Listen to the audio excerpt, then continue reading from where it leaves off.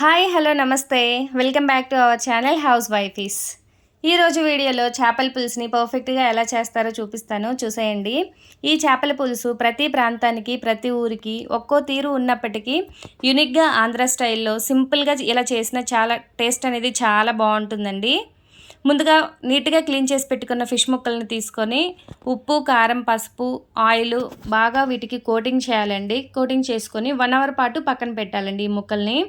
1 hour తర్వాత ఒక కడాయిలోకి 3 table spoon oil వేసుకొని ఆయిల్ హీట్ అయిన తర్వాత జీలకర్ర, ఆవాలు, ఎక్స్ట్రా టేస్ట్ అనేది యాడ్ అవ్వడానికి కొంచెం మెంతులు కూడా నేను వేస్తున్నానండి, బాగుంటుంది.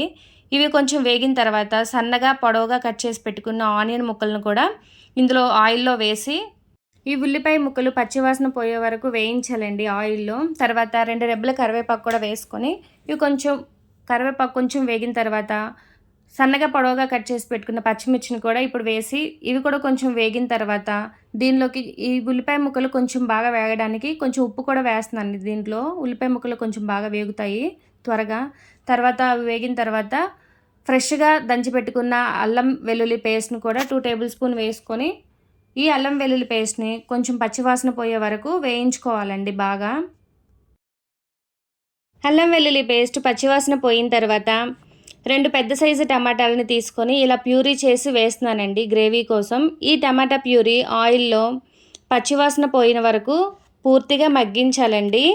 ఈ టమాటా ప్యూరీని పూర్తిగా మగ్గించిన తర్వాత ముందుగా నానబెట్టుకున్న చింతపండు పులుసును కూడా ఇందులో వేసి చింతపండు పులుసు కూడా బాగా మరిగించాలండి.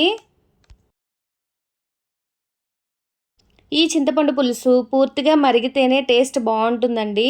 తర్వాత ఉప్పు, కారం, పసుపు కలిపెట్టుకున్న ఈ చేప ముక్కల్ని ఒకదాని తర్వాత ఒకటి ఇలా చూపిస్తున్నట్టు ఈ పులుసులో వేసి ఈ చేప ముక్కలు 5 to 6 మినిట్ ఉడికించాలండి.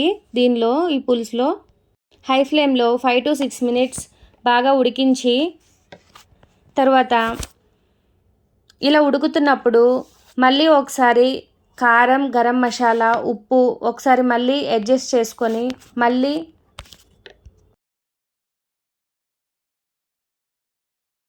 3 to 4 మినిట్స్ ఉడికించాలండి ఈ ఫిష్ కర్రీని. ఈ ఫిష్ కర్రీలో గరిటె లేకుండా ఇలా తిప్పుతూ కదిపితే సరిపోతుందండి.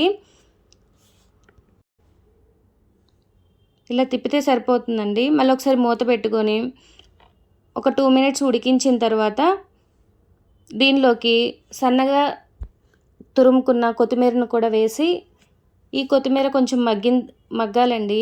ఈ కర్రీలో ఫ్లేవర్ బాగుంటుంది. మళ్ళీ ఒకసారి మగ్గించాలి ఈ కర్రీ అనేది.